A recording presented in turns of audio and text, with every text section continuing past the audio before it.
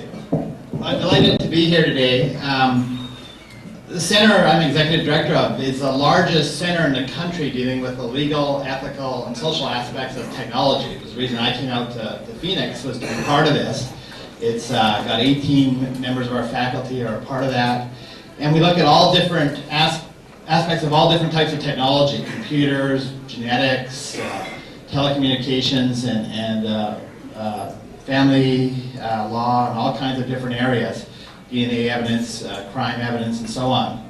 And looking at realizing that the technology is very important, the science is very important, but we also need to look at the ethical applications and implications, the social and legal implications as well. And that's why I'm delighted to be here today, because as I understand your organization, I was a member of the American Humanist Association for many years, you are pro-science, pro-technology, but you also believe it needs to be developed in a way that's ethical and responsive to social needs and so on. So in a lot of ways, our two organizations have a lot of similar goals. And what I want to talk about today is one important area of new science that's going to have tremendous impacts on all of our lives in the next couple of years. And that's the use of genetic testing.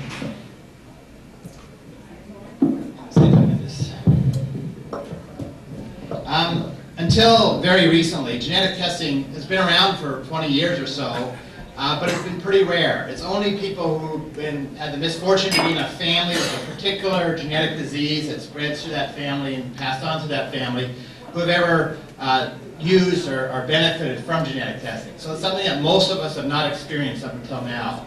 And there's really two reasons for that. One is we didn't know very many genes. 20 years ago, we only had a handful of genes you could count on one hand that you could do genetic testing with in humans. That's changed a lot in that 20 years. We also had technologies that made it very difficult to do tests. It was expensive and time-consuming to do. And what has happened in the last 5 years has been both of those problems have been largely overcome.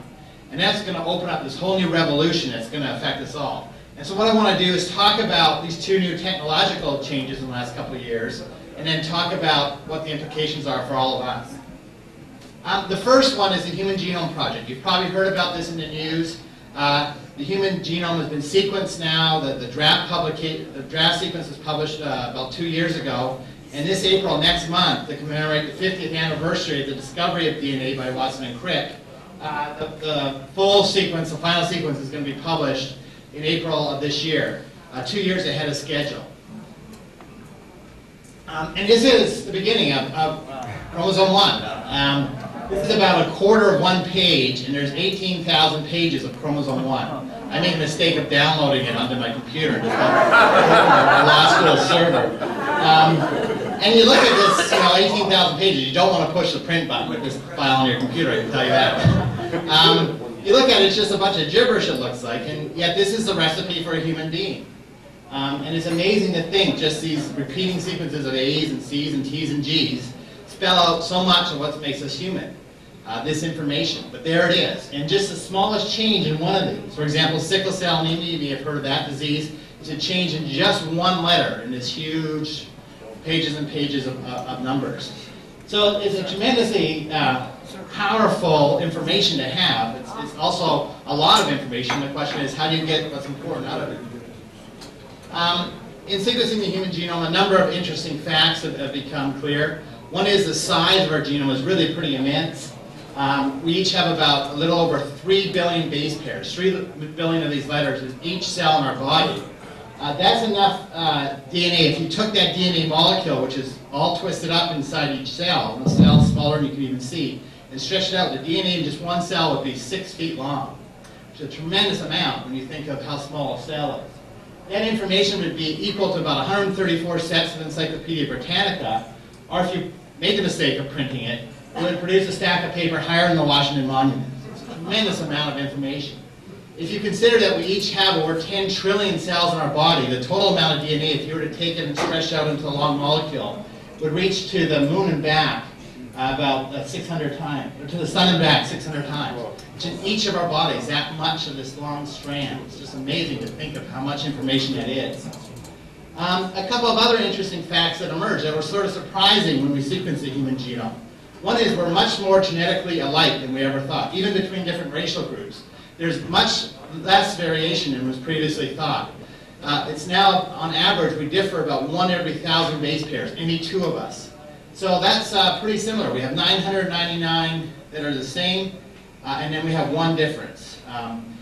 Still, when you consider there's 3 billion base pairs, that means there's 3 million genetic differences between any 2 people. So there's a lot of differences still, but much fewer than we previously thought.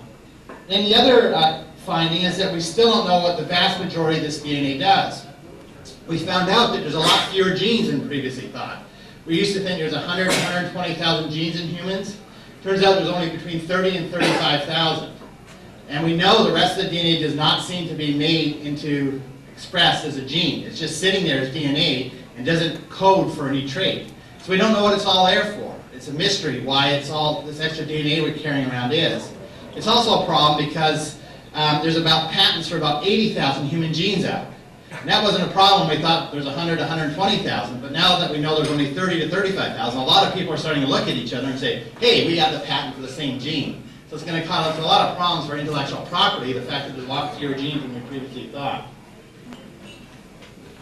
This human genome has resulted in a lot of excitement and interest. It's also resulted in a lot of exaggeration and hyperbole, too. Some people go too far. This is from one news report about the human genome sequence. In Europe, European scientists have discovered that a person's whole future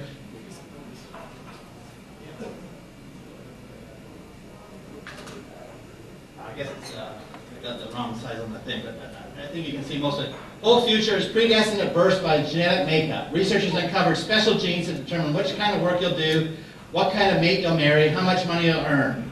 When a child is born, we'll give them, the parents, a detailed analysis of their genetic makeup so they'll know what kind of education to provide, said this doctor from Portugal. The child will know from birth whether he's more suited to slim redheads or buxom brunettes, intellectuals or homebodies to avoid romantic heartbreak. Ultimately, things like divorce will become extinct as people realize what kind of people they should marry. Well, this is very powerful information, but unfortunately not quite that powerful. It has a little bit of an exaggeration, quite a bit of an exaggeration to say it can do all that stuff. So that's one technology, is we now have the genetic information available. We know what these genes are. We've got the sequence from them. You can go on the computer, and any of us can download any gene in humans and get the sequence from it. The second is our ability to now test for this genetic information we now have in hand. And the revolution there is this thing called a gene chip. There's a picture of it there. This is one here. That's just a small little thing. It almost looks like a remote you'd use for your open your car. And on this little chip, you can contain, they now sell these with half of all human genes on a single chip. So 2 of these chips have every human gene. And this allows you now to do a test for every human gene in a couple hours for a couple $100. It used to be you could do one test for one gene for several weeks it would take and thousands of dollars if you could even do it. So our ability to do widespread testing fairly cheaply and quickly has just changed enormously as a result of this little technology. Fortune magazine saw this coming a few years ago and said that microchips that have reshaped our economy, spanned vast fortunes, and changed the way we live. Gene chips could be even bigger. And indeed, this is coming true. They're having a phenomenal impact on healthcare and medical science. Almost all cancer research now is being done using this technology, for a reason I'll show you in a second. What you can do is you can not only look for which genes you're born with, but also which genes are being turned on in your body or in the cells at any particular time. Every cell in your body has the same genes, and yet different ones for some reason get turned on differently in a skin cell or an eye cell or a hair cell, and that's why the same genes produce very different types of cells, because different subsets of genes get turned on in different cells. Well, it turns out that whenever you get exposed to anything, like for example have a drink of coffee, the cells that get exposed to that caffeine shoot off a whole bunch of different genes. Turning on a light shoots off another set of genes. And it turns out getting something like a tumor turns on a whole set of genes. And so this is absolutely revolutionizing cancer care, because what you can do is you can take the copies of the genes that are expressed, the DNA, which is the long strand, a segment of that is one gene that codes for a particular trait. When it's turned on, it makes a copy of itself called RNA. And you can collect the RNA from, say, a tumor cell, shown here in red, and dye it red, and then you can take a normal cell and collect the RNA from that and color it green. You just mix it together, and you pour it into this little hole in this DNA chip. And you plug this into a computer, and what it will do is it will tell you which genes are being turned on and which aren't. This is a close-up of a gene chip, and there can be 30 to 50,000 different little wells on this gene chip, on this little space. And each well is one gene, and you put about 1 million copies of the gene into each well. So each of those wells has about 1 million copies. As I said, these are all made commercially. There's about 30 companies making these now. You pour it in, and when it comes out green, it means that that gene is being turned on more in a normal cell than the tumor cell. So the tumor cell is somehow, cancer is turning off that gene. If it's red, it means the cancer cell is turning on that gene. And if it's yellow, it means it's being expressed equally in the two cells. And so here's an example of an actual printout from the computer, and you can see these red ones, that those are genes turned on by that particular cancer type. And the green ones are when they're turned down. When they're black, it means it's not on in either of the tissues. Well, the implications for this for cancer are enormous, because it turns out that cancers have much more variability in them than we thought. You know there's, for example, 4 different types of leukemia. It turns out there's all these different subtypes of leukemia. That doctors had always treated this one particular type the same, has now 3 different subcategories because they have very distinct gene expression patterns. This has been done for breast cancer, it's been done for prostate cancer, it's been done for lymphoma, it's been done for brain cancer.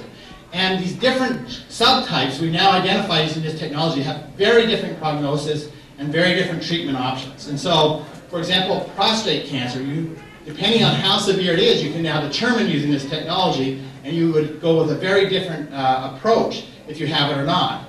Melanoma, skin cancer, you can use this approach to tell you that some people are never going to survive. Even if they go into remission, it will kill them almost with 99.9% certainty. There's a commercial test to tell you that. Other people will get good news that they don't have such a deadly form. And how experimental and risky of a medication you use will depend on these results. So all the big cancer institutes in the country, like the Mayo Clinic here and others, this is now completely revolutionizing how they treat cancer and deal with cancer.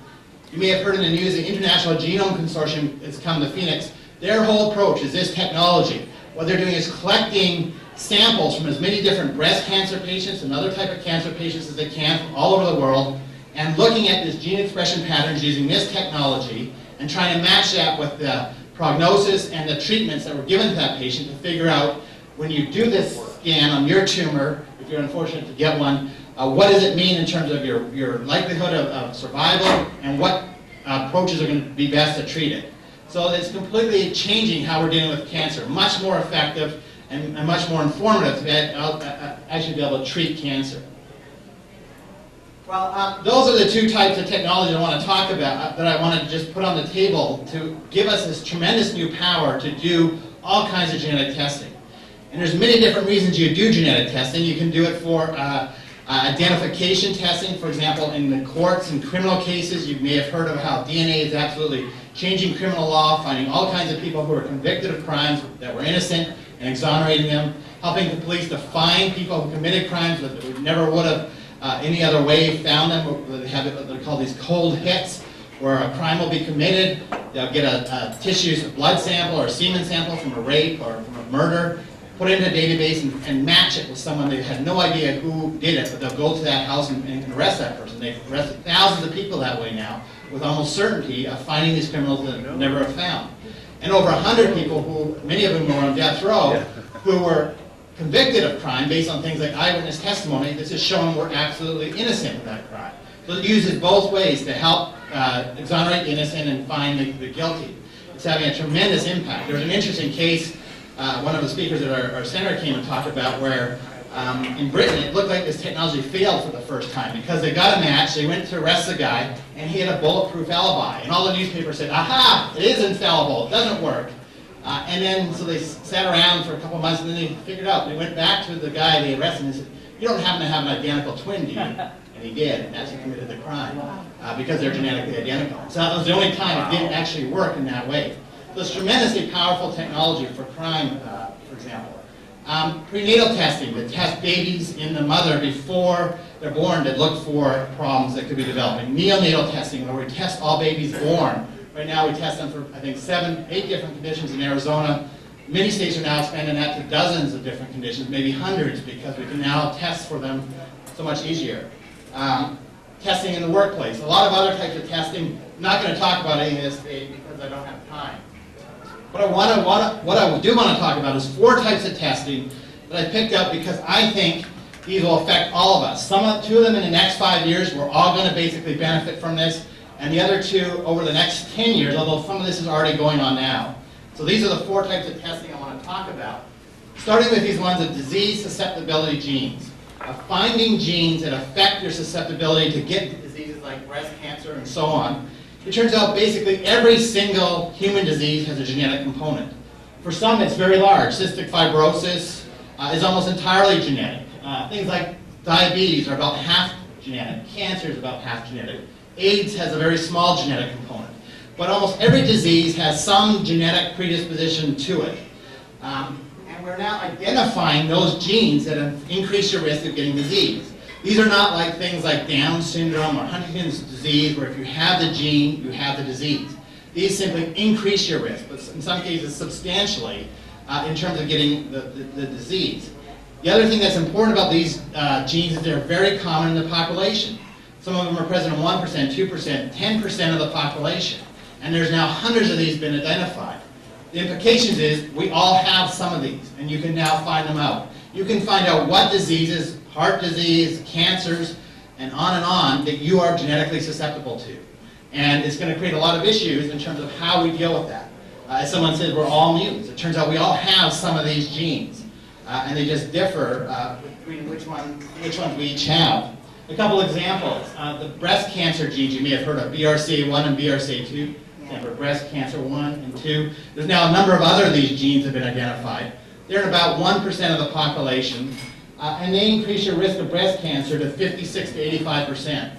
They also, in women, they also increase males' risk of all types of different cancer, colon cancer, prostate cancer, breast cancer in males. They also increase women's likelihood of getting uterine cancer as well.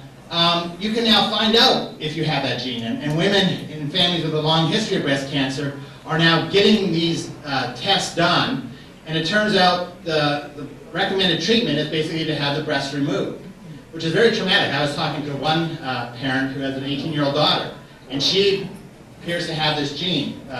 The mother had just had her breast removed and has breast cancer. Her mother had breast cancer, and Ann has breast cancer. She almost surely has this gene. She has an 18-year-old daughter. It'd be a tremendously traumatic decision to actually go ahead and have those breasts removed. On the other hand, they find that doing that reduces your chance of dying from breast cancer young by 90%. So this saves people's lives at an enormous rate. Does the statistic 56% increase in risk mean that the person has 56% chance of getting breast cancer, or just 56% more than No, the former. 56 to 85% chance of getting cancer, breast cancer. 56% of people with that gene will get that breast Yes, cancer. so you're more likely than not to get breast cancer, and usually a lot younger than you would otherwise too. So this is a very high risk if you have that. That's why these kind of extreme surgical interventions are warranted, because it's a probability you will in fact get this. There's a gene for a type of colon cancer. There's 2 main colon cancer genes identified. Well, this one, if you have the gene, you have a 70 to 80% chance of getting colon cancer. Again, more likely than not. And 1 in 200, or 1 million Americans, have this gene. We can now do the test to find out who those people are.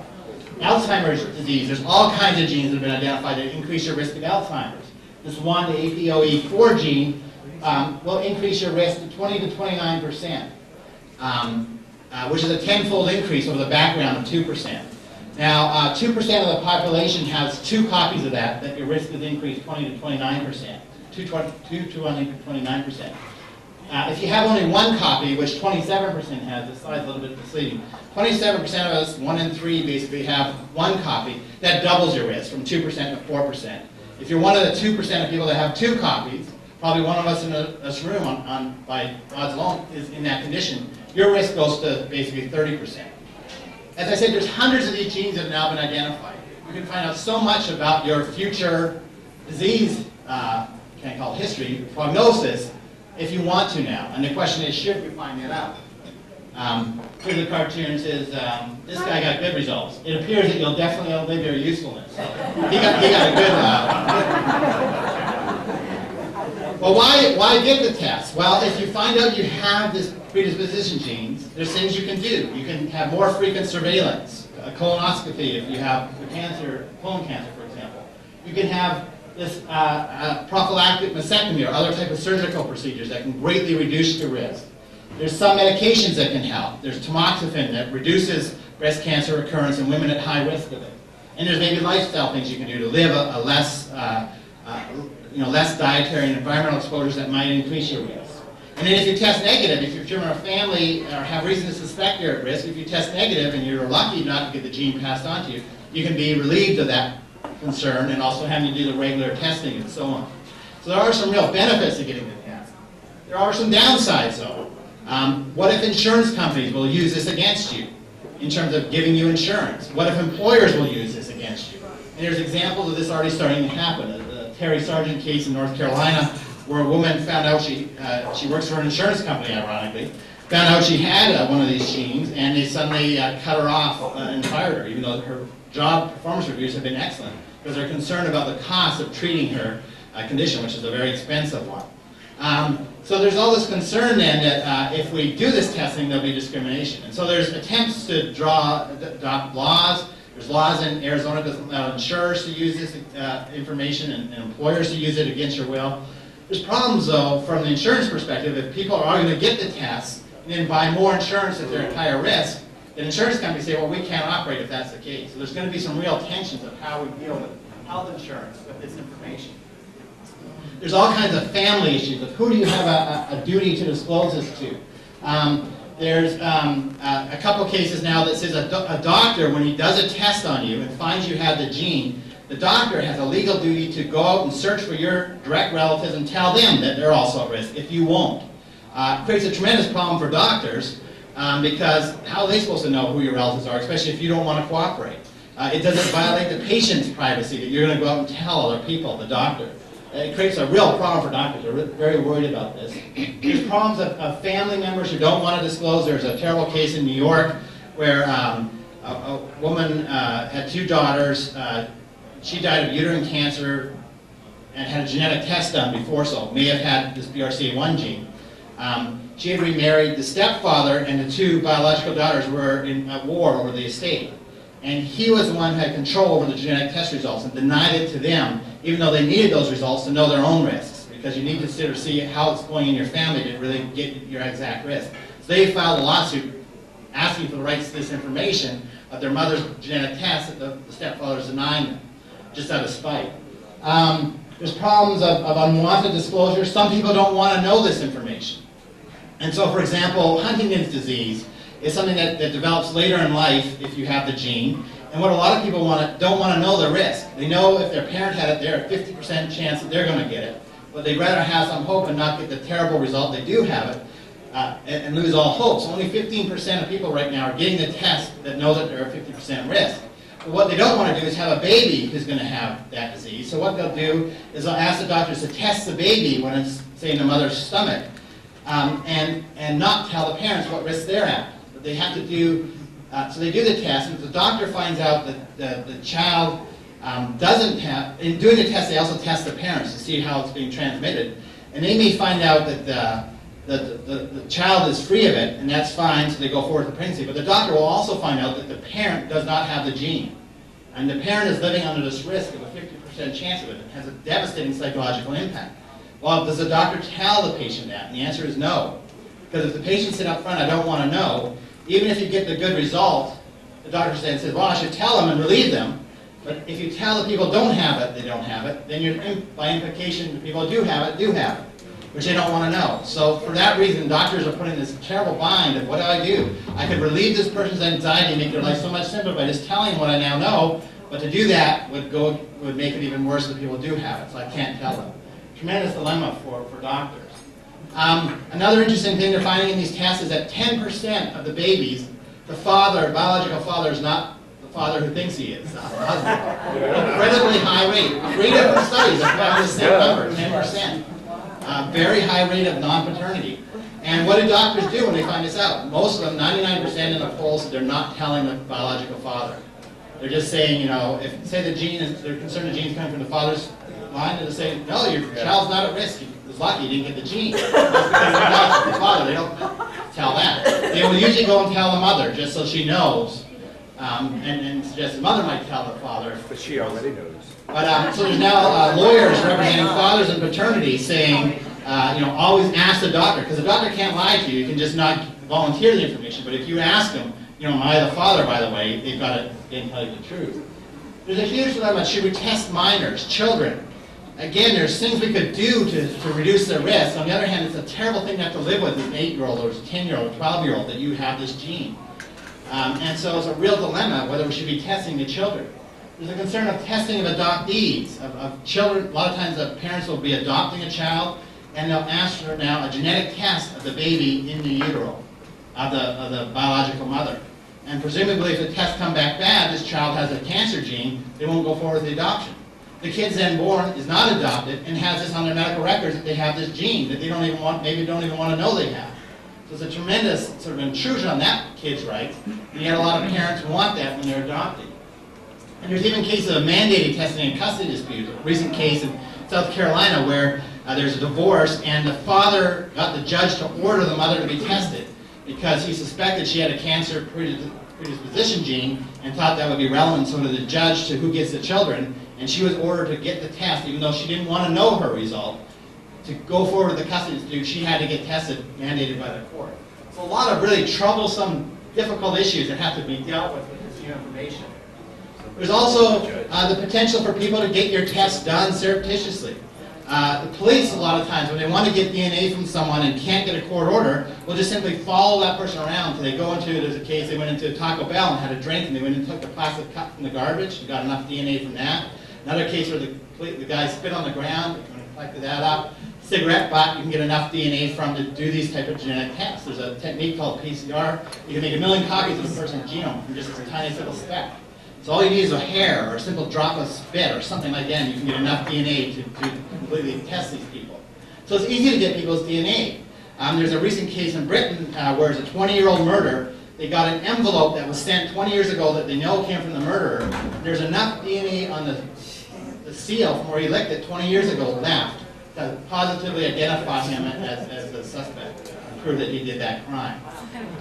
There's a recent case going on where a movie producer named Steve Bing, I don't know, I've never heard of him, but he's in a paternity lawsuit with Elizabeth Hurley, who's an actress who had a baby and the paternity's disputed. There's a private detective hired to go to Steve Bing's garbage and get dental floss from the garbage and get his DNA from that and then try and match up with the child. And he's filed a huge $100 million invasion of privacy suit about that. And then there's a recent case where a commercial dispute between 2 small companies and the party and the lawyer on the one side were getting these anonymous threat letters that they thought was coming from the other side in the litigation. That person denied it in front of the judge. What they did is they took his deposition at the first party's law firm, and each time he finished his glass of water, they had a paralegal come and take it away. They were able to get enough DNA off his glass to match it with the seal and the envelope to prove he was sending these anonymous letters, and he was charged with convicted of perjury. So there's all kinds of ways you can get people's DNA now. Ronald Reagan, for example, probably had a genetic predisposition to Alzheimer's. He had a family history of Alzheimer's, as well as eventually getting it himself. What if during the 1980 election at some banquet he had left his cup sitting there and some reporter had taken that and got the test and publicized it? How would that have affected the election in history? And so now, apparently, according to the press, Secret Service of both Britain and the United States are having all talk, the President and Vice President, every time they speak, the napkins and the glasses are all removed by the Secret Service so that no one can collect that and do a genetic test on the President or Vice President. But it's a concern for all of us. We're all leaving our DNA all over the place now. If someone wants to test and find out something about you, they can do that. So that's one category, these susceptibility genes. We all have them. There's a lot of good information there, but they can be used in a lot of weird or dangerous ways as well.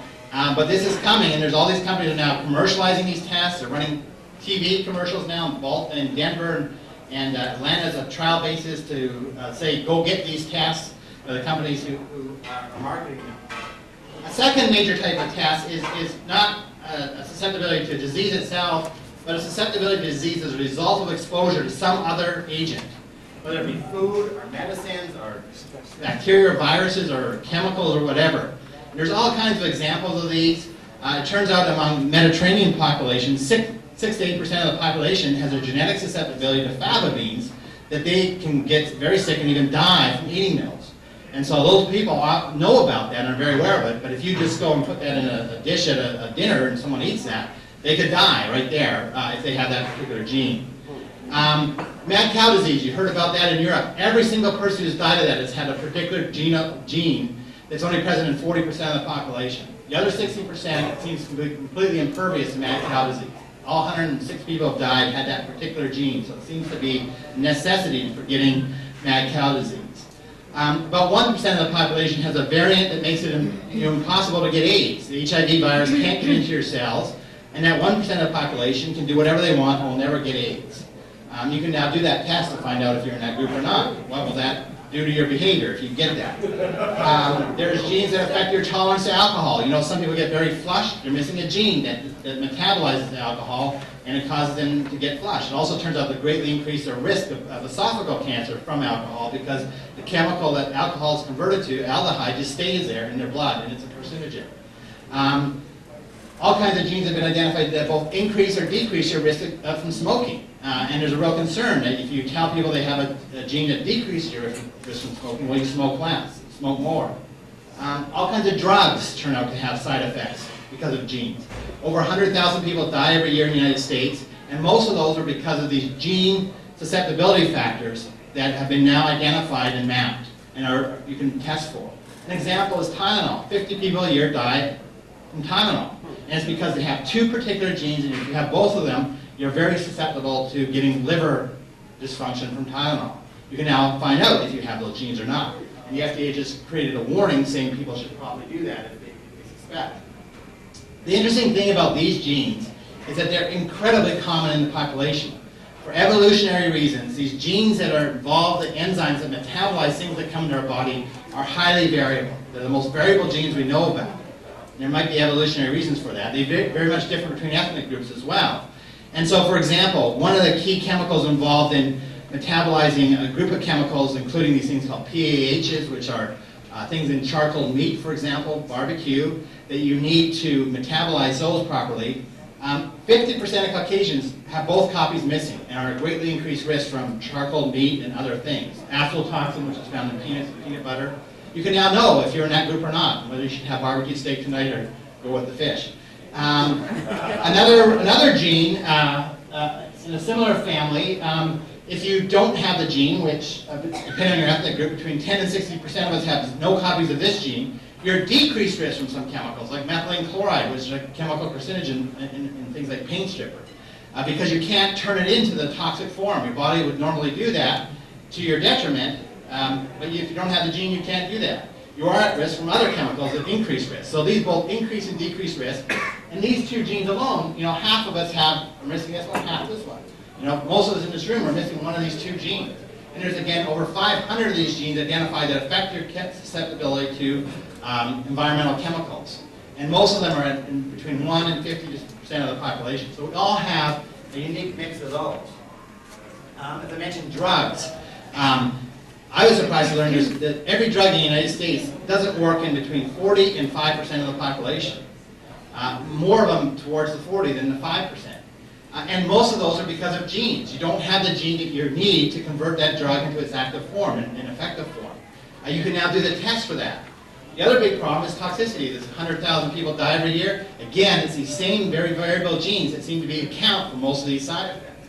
And so, some examples. 8% of Caucasians don't have a gene that greatly increases your risk if you take warfarin, which is the most highly prescribed drug for stroke. If you have that gene, you shouldn't take this drug. 1 out of 300 children will basically die if you give them the standard medication for childhood leukemia. We now know that test. Every time a child is now treated for childhood leukemia, they get a genetic test first to see if they have this gene or not. The best-selling antihistamine drug, Saldane, was taken off the market because it killed 6 people. And it turns out, if you take Saldane, a particular antibiotic, erythromycin, and have a particular gene, it will kill you. And every time someone took erythromycin and had a particular genotype, usually people were getting sick or dying. 10% of the people don't have the gene that you need to metabolize codeine into morphine. And so codeine is absolutely ineffective to you.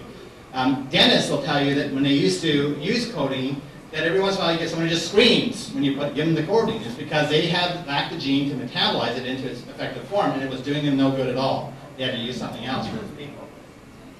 So the FDA just came out, and two of their top scientists just published an article saying every doctor in this country is committing gross malpractice and should be sued as such, because before you get prescribed any drug, you should have a genetic test first. Because we now know these genes that either increase your risk of getting a side effect or increase your risk that the drug won't work, and you can just do that test up front first before you prescribe the drug. And a lot of drugs, that's now becoming the case, that the manufacturer of the drug is insisting you get a genetic test first. And within 2 or 3 years, it will become the standard practice in the United States as lawyers start suing these doctors when someone dies from a drug side effect and didn't do a genetic test. So we're basically going to a period where every time before you get a drug prescribed, you get a genetic test. Or, more likely, within a few years, you're going to have your entire genotype on a disc, and your doctor will simply consult that disc or your genotype before they prescribe a drug to determine which one you should get and which one you should. So this era of personalized medicine is coming very quickly. Manufacturers are already being sued for this. There's a big case going on out east. The manufacturer of the only vaccine against Lyme disease, called Limerix, made by Smith, Kline, Beecham. The lawsuit is alleging that 30% of the population has a gene that makes you very high risk of getting this very serious arthritis condition if you take the vaccine.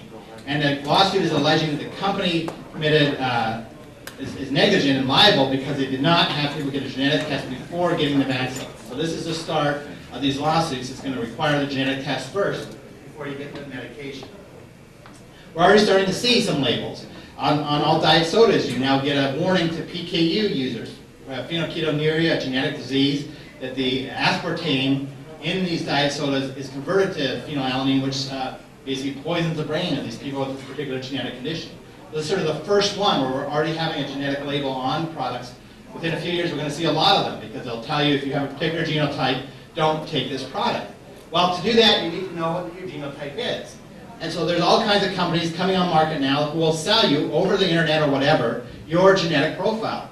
This company in Britain called Skiona, for 160 British pounds up until a month ago, they would send you a kit and you just swab the inside of your mouth with basically a Q-tip, put it in the envelope, mail it back to them, and they'll send you a 60-page report of the genes you have and the type of food you should and shouldn't eat, whether you should drink alcohol or not, and other lifestyle factors. They just got in trouble with the British government for going directly to consumers without going through a doctor. And so they just changed their policy in the last month to require a doctor to do the test now. But in the United States, where we don't have that same rule, there's all kinds of companies who are now going to the market. A company called GeneLogic, for example, just marketed one this week that tests which cosmetics you should take based on your genotype. It turns out these genetic variables also affect how cosmetics work on you, which ones work and which ones won't. And they're now marketing directly to consumers these kinds of genetic tests where you can find out which genes you have. Similarly, there's companies marketing these drug metabolizing gene tests directly to consumers without doctors being involved. A lot of people are concerned that people won't know how to deal with this information without doctors, but that's not stopping people from doing that. The other concern is how will people deal with this information? Will they, in fact, make them better risk managers? If you poll smokers, for example, if you take an average smoker and you poll them, they'll sit and you ask them, what's the chance of people dying from smoking? They'll say about 50%, even though the risk is really only 15 to 20%. So they greatly overestimate the risk of smoking if you ask them generally. But if you change the question and instead ask them, what is your risk of dying from cancer? They'll say on average about between 5 and 10%. So if it's you, it's greatly underestimated because they'll say things like, well, I'm going to quit.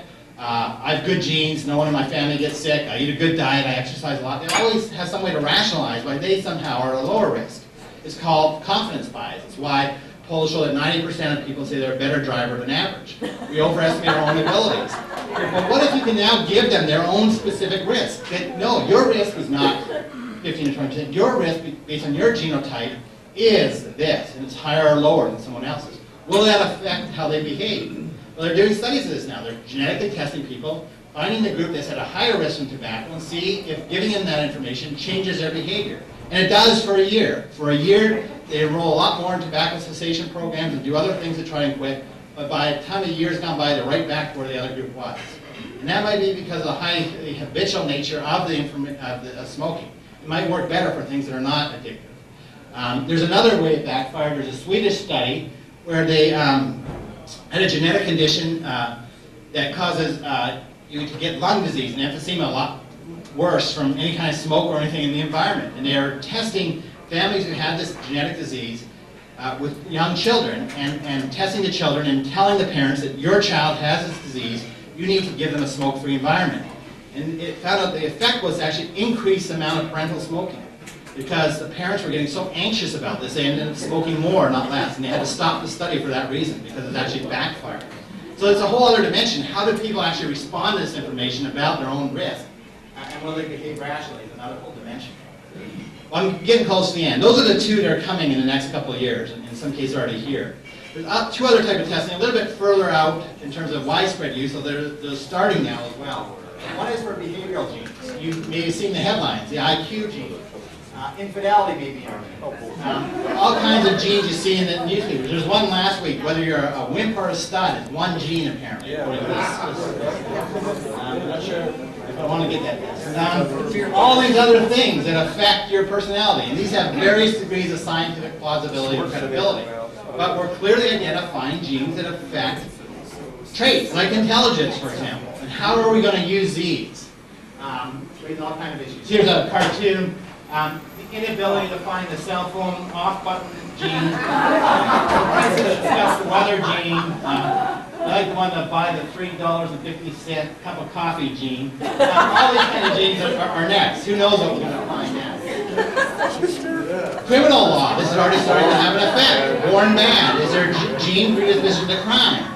We have in Phoenix the first case where this is being litigated. The Jeff Landerkin case. There's a 60-minute show about this. It's a kid who was adopted at age 6 months or so into an upper middle class family that had raised 3 wonderful children.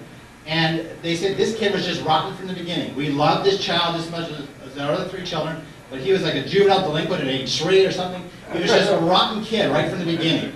Had all kinds of run-ins with the law, committed his first murder at age 14, came out to Arizona and committed another murder at age 18. When he was on death row here in Arizona, someone said, I saw a person when I was on death row in Arkansas who looked exactly like you, 20 years older. Turns out it's his biological father, who he'd never met, who was also on death row in Arkansas. His father, his grandfather, was also executed for murder, and all kinds of the males in the family have been executed for criminal cases. So he is making a case in federal district court here in Arizona that he has a murder gene, a gene that predisposes him to violent crime. That this should at least be taken into account in his sentencing. And there is some science supporting this. There are genes that increase your tendency to engage in violent behavior. It's not absolute, obviously. Not everyone with the gene commits murder. It also raises the question, if we recognize this in the criminal system, should we do something before they commit the murder? I mean, if they have this murder gene, shouldn't they be put in jail or something before they commit the murder? So it's going to create a lot of difficult issues that the criminal legal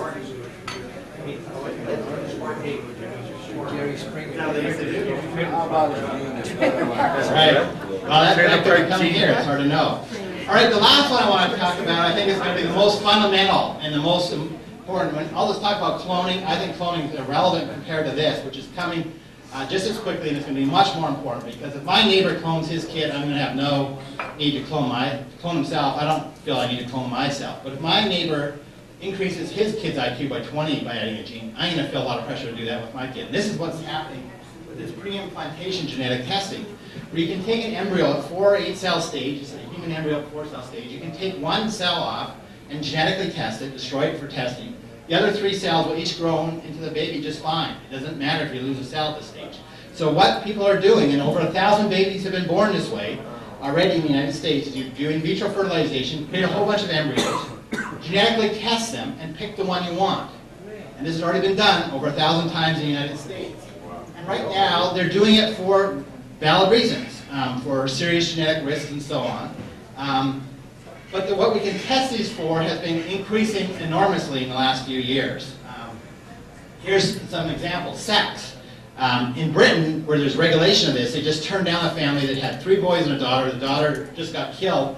They wanted to use this technique to ensure the next baby's a girl again, and the government turned them down. Here, there's nobody who oversees that. You can do that for sex, and in fact, that has been used already in the United States to select babies for sex.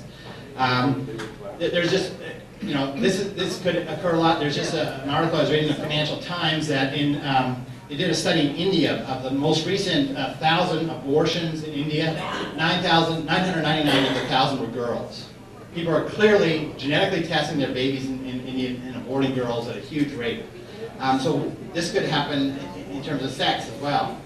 A couple of high-profile cases where parents of a kid, an existing child with a serious disease like leukemia, needs a bone marrow transplant, are intentionally genetically selecting the embryo that will be the best source of transplant, and then growing that embryo into a baby.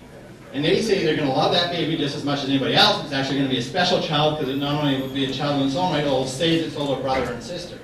But other people are concerned that you're creating this child for the sake of, rescuing this other one. It's created for a purpose. But you can see the argument from the parent's side. I mean, we can have an opportunity to save our existing child. And the consequence is we create another child who is going to have to go through maybe a painful procedure. But otherwise, we're going to love this child and raise them, and that child will grow up knowing they saved their older brother and sister's life. So maybe it's not that bad, but it's caused a lot of controversy. Cystic fibrosis. Now, a lot of couples now know they're at risk of cystic fibrosis. 1 in 25 Caucasians has a gene for cystic fibrosis. That if you happen to match up with someone who has that, you have a baby with cystic fibrosis. A lot of families, something pops up. The next time, if they want to have another baby, they then have to wait till they're like 4 months pregnant to have an amniocentesis to get the results, and then do an abortion if they got unlucky the second time. Instead, what they do is they just do this. Much less, burdensome, much less traumatic experience. Just select the embryo right up front that doesn't have the 2 copies of the gene. There's another case recently that got a lot of controversy where a woman who has there's another Alzheimer's gene I didn't talk about, that if you have that, it's much more rare. You have almost 100% chance of getting Alzheimer's and very young, by age 40. This is a woman in her early 30s who has that gene. She knows she is going to die of Alzheimer's by the time she's 45. Her father, I can't remember if his mother or father did, and on and on. She decided to use this technique to have a baby who doesn't have the gene. She didn't want to create a new baby with that. And she got blasted, not for using this technique, but for having a baby at all. There's a big editorial in the Journal of American Medical Association and Washington Post criticizing her for having a baby at all because she's going to die within 10 years. Which raised a lot of implications. I mean, a lot of soldiers going off to the war in Iraq have apparently left sperm samples so that their spouse can have a baby if they were to die. Aren't they doing the same thing? There hasn't been the same criticism there. What if you're older? Does it mean you shouldn't have a child? Raises a lot of issues. Well, you can go into a lot of other things now. Some couples who are deaf are intentionally selecting an embryo who also has genetic deafness because they want a deaf child. Some dwarf parents, or both dwarf, are intentionally selecting an embryo that is dwarf to have a child like them. Is that permissible? All this is allowed now. We don't have any laws against this. And then as we get to these things like sexual orientation, antisocial behavior, intelligence, why not select for those as well? Those are not happening yet, but it could happen very soon. A bioethicist, Arthur Kaplan, probably the most famous bioethicist in the United States, went on ABC News. He said, this was in the late 1990 something, so he's talking about this century. Somewhere, making babies sexually be rare. In a competitive market society, people are going to want to give their kids an edge. They'll slowly get used to the idea that a genetic edge is not different than an environmental edge. And in fact, genetic enhancement will be so beneficial that governments may require children to be genetically engineered to prevent development of new gaps.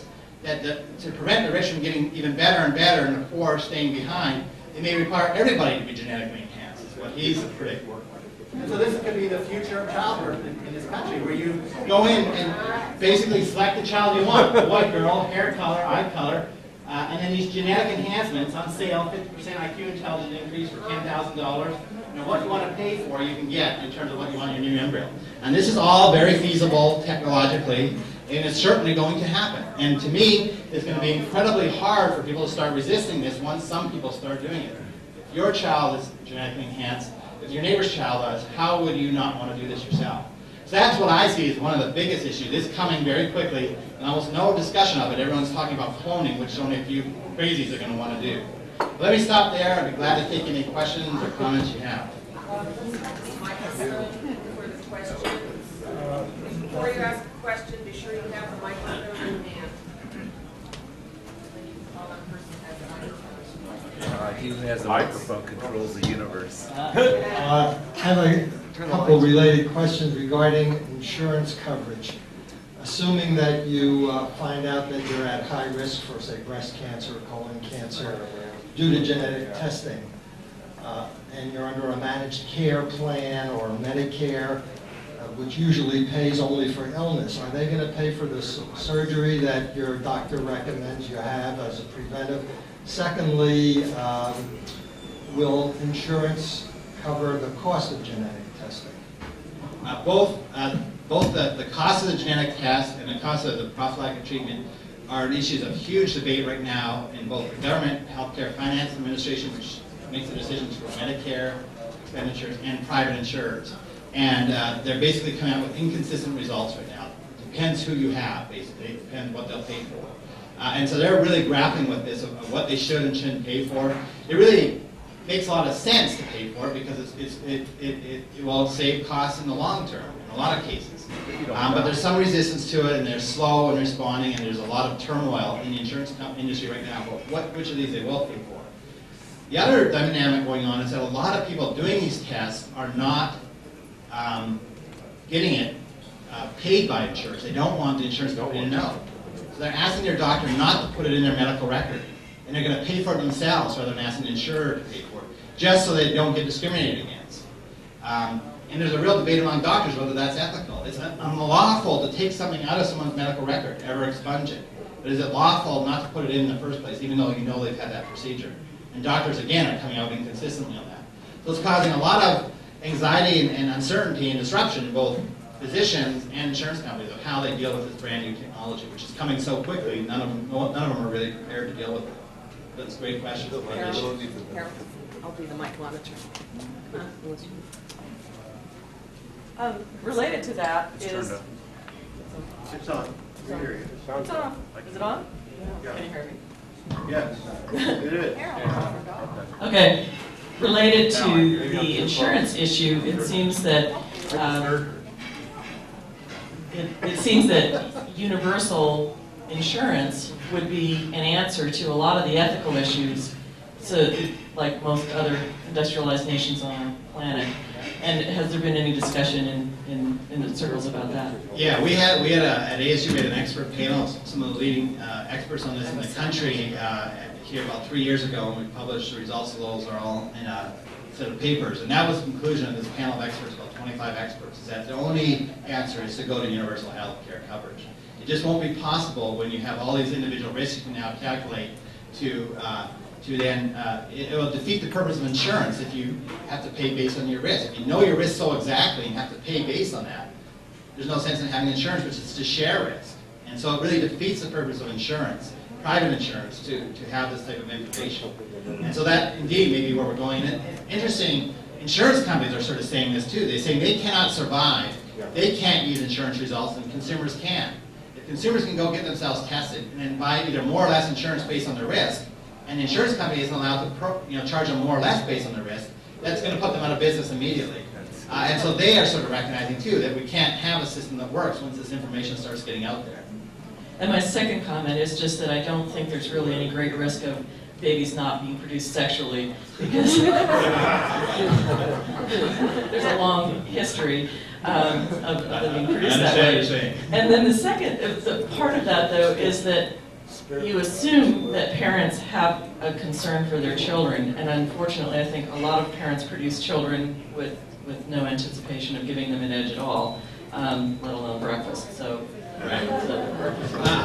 I agree, but there are other parents. I mean, we have a child now who is 2.5, and we're going through the whole preschool thing. And I can't believe it. Some of the preschools are charging more than university tuition for a 2.5-year-old kid to come and play there for 2 hours a day or 4 hours a day.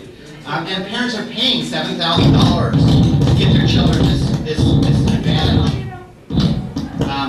So what we're seeing is this incredible disparity. Some parents doing everything they can to try and give their children an edge, spending a huge amount of money, and other people not even caring. And the gap between those two will only grow with this technology, and that I think is a concern. All right, we have a question over here. One up here too, Senator. You haven't mentioned yeah, this shorts out. This is one of the This shorts out. You haven't mentioned, although I should think it would be a quandary, that there would be many groups, perhaps governments, who would like to sterilize all people who have these off genes. Right. We certainly have seen that in the past, in the 20s and 30s in this country and other countries of people based on very inaccurate information having their reproductive rights restricted and so on. It's interesting, when I was in doing my Ph.D., I got interested in this issue and I did a poll. And I said that a couple had a child with this terrible genetic disease called Leishman syndrome, where the child basically eats himself and dies, chews up his fingers, a terrible genetic disease. It's very expensive to keep the child from doing that, and then they always die by age 5 or 6 anyhow. If they've had one child, their risk of the next one is 1 in 4. And they've now decided to get pregnant again. Should their health care be covered? Should they be imprisoned? Should their health care be restricted, insurance, and so on? And I went to the shopping mall and asked 100 citizens, and I went to a genetic seminar and asked 100 geneticists. And only 2 of the 100 geneticists said there should be any restrictions on their decision.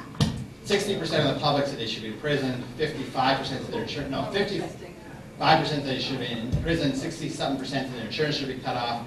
So there was a strong, among the general public, interest in doing these kind of restrictions on people for making an probably is an irresponsible choice to at least not use genetic testing to prevent this child from being born. But a large percentage of the general population seems pretty willing to jump in there and restrict people's rights in that way.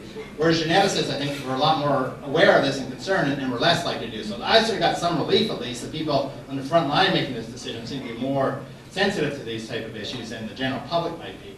But who knows what kind of, especially if you start getting things like crime genes identified. I mean, what will be the implications for a little baby born with that? How will they be treated by society in the future? It raises a lot of issues. It's hard to predict how it will. What is the error rate for genetic testing, and are there any cases involving erroneous results? Yeah, I mean, it's pretty precise. I mean, the criminal genetic testing has just enormously low rate. I mean, it's like 1 in a trillion chance of going wrong on some of the examples. But there are some. There's one tragic case I know about of a false result where a young woman tested for the BRCA1 and was told she had it, and she had her uterus removed and her breasts removed. The doctor then found out he made a mistake, and he didn't. She didn't have the gene. And he decided she'd be better off not knowing that. Yeah, he really did. In his own interest as well. But and then that company was doing scientists were doing a study on how effective this treatment is, and discovered that she in fact didn't have the gene, and informed her of this. And of course now she's really, really mad, and she sued the testing company and the doctor for both the initial mistake and the cover-up of it after the doctor found out.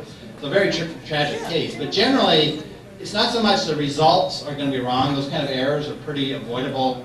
Although labs get sloppy, they can make them. The big problem is that the results are all probabilistic. It's not you will get this disease. There's a few that are like that, but most of them you've got a 60% chance, a 20% chance. What does that mean? And how are people going to deal with that kind of information? Is going to be the real problem. And are we going to, treat or stereotype someone as a criminal because they have this gene that increased their chance of violent crime twice over the background? They now become a criminal. I don't know if you've seen that movie Minority Report, but that sort of raised some of those issues there about pre-crime, going out and finding people before they commit the crimes. Before we start doing that, I think that's going to be a big issue. In your opinion, who has the body of knowledge to educate the lawmakers, or is it just going to be a legal battle and eventually out there? Well, there's a big problem in any kind of legislation on this is the abortion debate is driving a lot of it.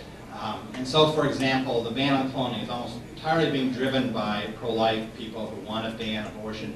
I think any kind of embryo stuff, we need to just ban that, including use of stem cells for therapeutic reasons to save people's life. It's about to be banned by the U.S. Congress. And so that's a real concern that it's not being driven by any kind of rational understanding of this technology, the benefits of it. I have a student who has a terrible genetic disease who can benefit from this technology, and he's about to have his rights cut off by a Congress that wants to, send a pro-life statement, and sacrifice this individual as well as thousands of others like him. That's not pro-life in my opinion, but that's what's happening in Washington right now. So there's real dilemmas. There's issues of education. A lot of legislation to ban cloning in states was completely stupid the way it was written up. all kinds of recombinant DNA, which is all biological research and medical research right now uses this. There's a bill introduced by a legislature in Florida that says cloning is the copying of any individual cell or DNA molecule. And copying a DNA molecule is what all biological research is. So it would have put out every state laboratory in that country, university would have been out of business if that law got enacted. It's just simply a case of ignorance of legislators writing these bills and not really understanding the subtlety and the details of what they're writing. So it is a big problem. I mean, Washington, Congress has never been very scientifically astute. They got rid of their science advisory board called the Office of Technology Assessment. It's gone.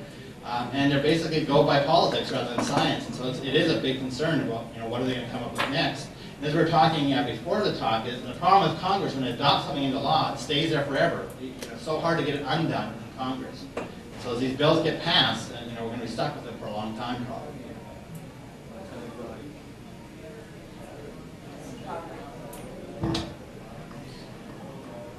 With that genetic enhancement in the future, doesn't that provide a good opportunity for a brave new world where you create alpha and beta delta people with their IQs for the jobs, and then we could all have Malthusian belts for sex? Right. That's the fear that people have, is that we are, especially if we have different groups of people being able to afford different treatments, is gap widening. The rich get richer both monetarily but also biologically. And there's real concerns, I think, that could happen. But even, for example, next year's Olympics, they're very concerned that it'd be fairly easy to do gene therapy to enhance your genetic, your athletic ability. They do it in rats now all the time. These rats are super performers on these athletic events. And they're very concerned that even by the next Olympics, if not then, but certainly the one after, that they're going to be genetically enhanced athletes, and how do they protect them?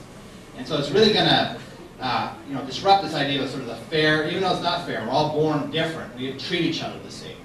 How is it going to be if we can genetically enhance some people and not others, and give them these advantages just because they got this extra gene put in? It's really going to create some fundamental issues, I think, for fairness. And some, very little, not enough is being talked about. A few experts talk about this, but the general public hasn't heard about a lot of this, even though it's coming so quickly, is about to be put upon us. So it is a big issue. And in regards to that, you can rent a movie that was called Gattaca. Yeah, great movie. Based on the base pair sequence that you showed at the beginning. And it discusses the issue of people that have been enhanced and those that haven't. Right, and so if you haven't seen the movie Gattaca, which is a very interesting one to watch, I mean, the problem is that the main character was born naturally, which is now considered to be a completely stupid way to have a child, because you can't ensure they have all the bad genes taken out and the good ones put in. And he has to basically live at a disadvantage because everyone else is enhanced. In the movie, he somehow has more humanity. Whether that be true or not, I don't know. It's a very interesting movie, very much along the lines that we're not that far from. Yeah, could you say something about where people are being treated with genes, where they give them genes? That's called gene therapy, and there's a lot of it going on. There's about 500 trials going on right now in the United States to actually add genes into people, and most of them is for kids who have very serious genetic diseases. And again, it really shows to me, this came home for me when I was in that Kennedy School. I wrote a paper saying we should ban that type of gene therapy. And it was literally 2 weeks later I got a phone call that my little cousin, 4 years old, had this terrible genetic disease called Felipe Syndrome. They all die by age 18. And it was one of the ones being talked about for gene therapy. And my view switched 180 degrees immediately. When it's your little cousin who's going to die anyhow, you'll do anything you can to save that life. And who cares about these bigger social issues? This is a beautiful little child who's going to die, and she did die. And so the only hope for people in that situation is gene therapy. And there's all kinds of these conditions. There's a bubble boy condition you may have heard of. There's a lot of children, not a lot, but a couple hundred a year born with that condition. This is actually in Europe, in France, the first successes have been announced where they actually are saving these kids' lives and they're living normal lives with gene therapy, the first big successes. The problem is, two of them turn out to have leukemia. And it turns out when you insert the gene, it happened in 2 of these kids to insert in the wrong place and cause the cancer-causing gene and cause the cancer. And so we're really grappling with what we should do about that now in terms of, is that too big a risk to do this? But it's being done so far for, to treat these very sick kids who are going to die otherwise. And it's very hard to be concerned, when you think about it, to be opposed to that. The big issue will be, why not just take this single embryo? It's so much easier to get into one cell than it is to get into a living body, where you got to get into different tissues and get it expressed. It's so much easier just to put in that one cell. And that's called germline gene therapy. And that's where I think the real future concern will be. I mean, some things might be good. What if you could put, this gene that would protect you from AIDS in every embryo? Get rid of AIDS overnight. Or mad cow disease, or whatever the next terrible virus comes along is. On the other hand, if you do it for that, you can also do it for an intelligence gene. Maybe better if we're all smarter, but on the other hand, it raises a lot of issues if we start doing that. I need a gene to improve my golfing. That's right. There probably is such a gene. Yes, you do, actually. Gene serves. A comment and a question. If you take out all of the genetic this and that, and everybody gets to be looking like an assembly line kind of sort of thing, you would, in my view, probably increase the susceptibility of this entire human race in the brave new world to be completely wiped out by some viral infection. Just like cheetahs today are very susceptible because they're so genetically similar. One disease could considerably wipe out the entire population. But okay, so take that set aside. When you had all these illustrations of a 4-cell embryo being tested and blah blah blah blah, how much is that costing the parents to have to choose their little, their little superhuman child? Yeah. What does that cost? Right. On your first point of if we become all alike, if we all clone a whole bunch of Cindy Crawfords and Michael Jordans or something, that will be more resistant to disease. I think the reason that genes are so variable affecting our exposure to environmental pollutants is because it's beneficial to have this variation. It supports your very point that the reason we've evolved with so much variation in just these sets of genes that deal with foreign compounds, drugs, viruses, foods, is because it's evolutionary advantageous to have variability there. We're very much alike in most other things, our genes, but in this area they vary tremendously, and there's a reason for that. And so if we start messing with that and putting in the best one, we think we may be more vulnerable. So that's exactly a good point, and it seems to be supported by why we have all this variation. In terms of the cost of this pre-implantation genetic screening, it costs between about $10,000 to $20,000 right now, and it's not usually covered by insurance. So again, it's wealthy, you can afford it. Those many people can do that right now. Yeah. Per attempt, and if the baby doesn't stick, you've got to do it all again. That's assuming that everybody wants the same thing, which I don't believe to be true. And I think the way things are, more people would like someone who would be a super athlete than a super intelligent. And that would make an industry that is really disproportionate and having economical problems all over the place. We might start selecting for dumb, beautiful people.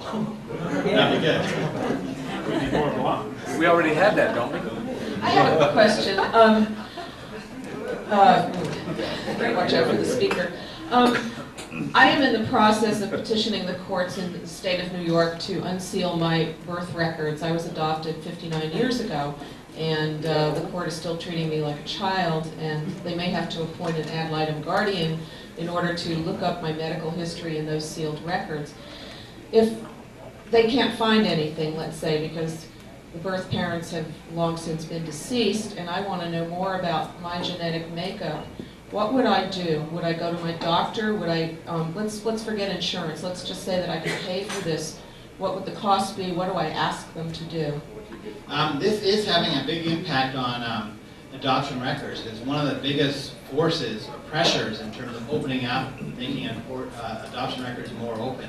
It's not enough just to test your own genes. It's very helpful if you can see your relatives' genes as well, to see exactly how this trait is going with the gene. Because, for example, the BRCA1 gene, I talked about it being a 56 to 85% risk. Well, the reason is that there's over 300 different mutations of the BRCA1. It depends which one you have and whether, in fact, it is being associated with breast cancer in your family line or not, because there's other genes that can affect it as well. So, for a number of complicated reasons, it's very beneficial to not only have your own genes tested if you're looking at this prognosis, but to have some relatives, including your parents, tested as well. And so there's been a number of cases that have been with varying success to get adoption records open for a genetic reason. A great example was in California, where someone with a known genetic disease was a sperm donor, and he knew he had a disease and continued to donate sperm, and had something like 50 kids, each of which has a 1/4 chance of getting this terrible fatal kidney disease. This started cropping up, and someone figured this out, and have just got a case of the California Supreme Court holding the agency liable and the parent liable, and making him forcing him to have a genetic test even against his will as a biological father. So it's sort of happening on a case-by-case basis, but there is this pressure and this recognition that there is this need. I think there are some guidelines and documents being put out by some of the adoption agencies, pro-adoption children, on the genetic argument for getting access to these records, and there's lobbying being done in a number of states and so on. So I think hooking in with them might be the most productive way to do that. Well, that aside, let's say that they cannot locate the birth parents or birth family. It's been almost 60 years. My next step, if I want to know my genetic makeup, would be to go to my doctor. What are the ramifications of doing that? How do I proceed? How do I get my genetic predispositions that you've been talking about, and what does it cost? Well, the problem with doctors right now is most of them know nothing about genetics. There's a huge gap between this science and medical practice. There's these crash programs to try and get doctors more up to speed, but most doctors out there today had no genetics when they went to medical school. It's something that's happened so quickly that most doctors, or some of them tell me they had like 10 minutes in their first year and that's it. They're completely unequipped to deal with this, and a lot of them know it.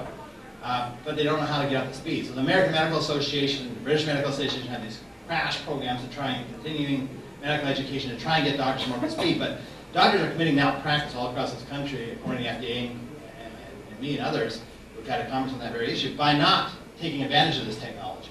And so if you go into an average doctor, I was on the Horizon show on PBS here in January with a doctor here in Phoenix, and she was saying the same thing. People come into my office now all the time. They've done all this research on these genetic tests, and I don't know a thing about them.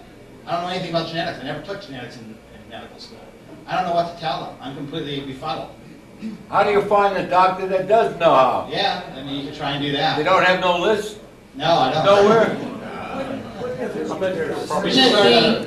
Could the doctor, wouldn't they have a lab that would come back, just like the doctor doesn't have to know how to read your cholesterol, he just gets a report that says these are your numbers. Wouldn't it come back saying, these are the things that you have a predilection for? Right. Watch out. Yeah, so the question is, should we test, should people go in and test for these 400, 500 genes? Well, one of the problems is most of these genes, these predisposition genes, have patents on them. So for example, the BRCA1 test right now, because of the licensing fee to Myriad Genetics that has the patent, is $2,700 to do the test. The technology only costs about $150. But they're charging $2,700 for the license fee. And all of these have patents. So to go in and test for them all right now would be hundreds of thousands of dollars. And your insurer is not going to pay for that unless you can show a risk. So you're going to have to show you have a family tree of risk before they'll pay for it right now. So this is just not practical today.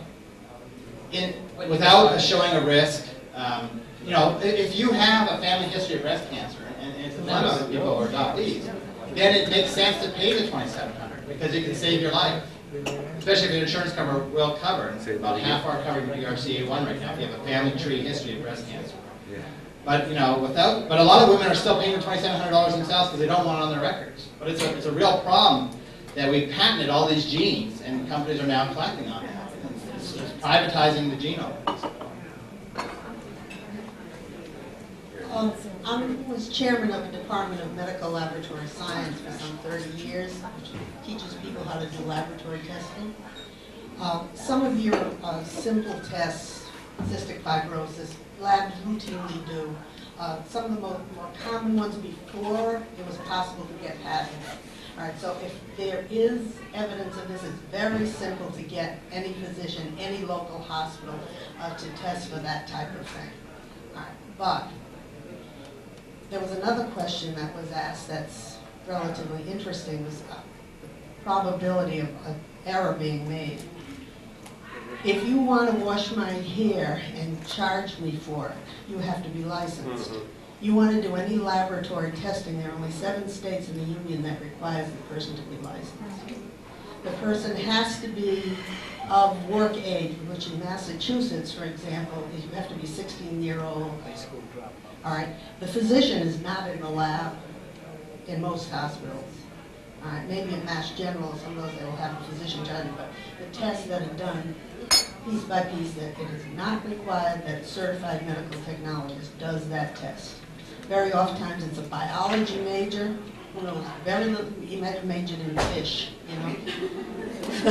No, that's no joke, because that's one of the things that the profession of medical laboratory science has been fighting for many years.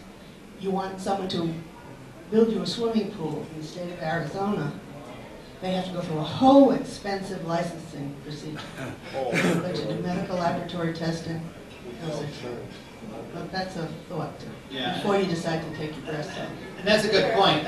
One thing I should say is that genetic testing is sort of in this transition period. Most of the testing so far has been done in large research laboratories as a research rather than a clinical commercial application.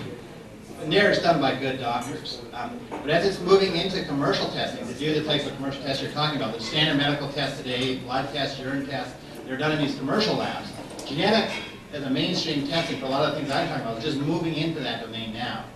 And there, you know, ones like cystic fibrosis have been there for a while, but most of these are still, most of the results so far have been done in research laboratories rather than commercial tests. But to become widespread available, they have to become commercialized.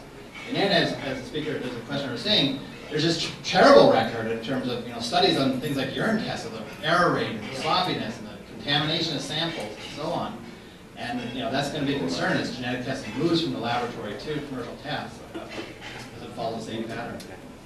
Next question, following on Susan's, would the British test for 200 pounds or whatever it was, would that cover most of all these genetic things? In other words, if she asked her doctor to request it from the British company, would that work? Well, the British company decided to specifically not test for disease susceptibility genes.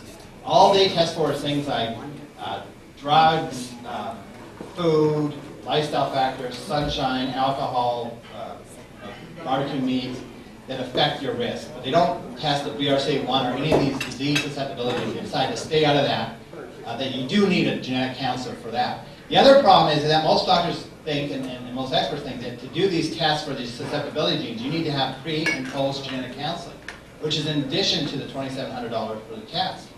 That costs money, and we have a huge shortage of genetic counselors in this country. So it's another big problem is that there's not people to do the counseling before and after. Let's take one more question. This gentleman up front had his hand up for Bob? I don't think I need this, but no, okay. On television just recently, I saw a report on this genetic testing where I think it's only $200 you can get a test that will tell you your ethnic or your nationality, your racial profiling type thing, so you can find out if you have Native American genes, etc. Yeah, and that's these same genes I've been talking about, these susceptibilities to drugs and things like that. They turn out to be highly variable between different ethnic groups. And so some of them will be present in 10% of Caucasians and 80% of Asians, for example, or vice versa. And so by subtesting a subset of those that differ tremendously between different ethnic groups, although none of them are absolute, this group and not this one, you can get the odds of your ethnic descent to very high probability based on that test. And as you say, a company just a couple of weeks ago announced they're now commercially marketing that test to people who want to pay to find out their ethnic descent. And if you find out that you're part American Indian, you get to stake your claim at the casino. Is right. That's probably a big thing. Well, thank you very much. It's been very informative.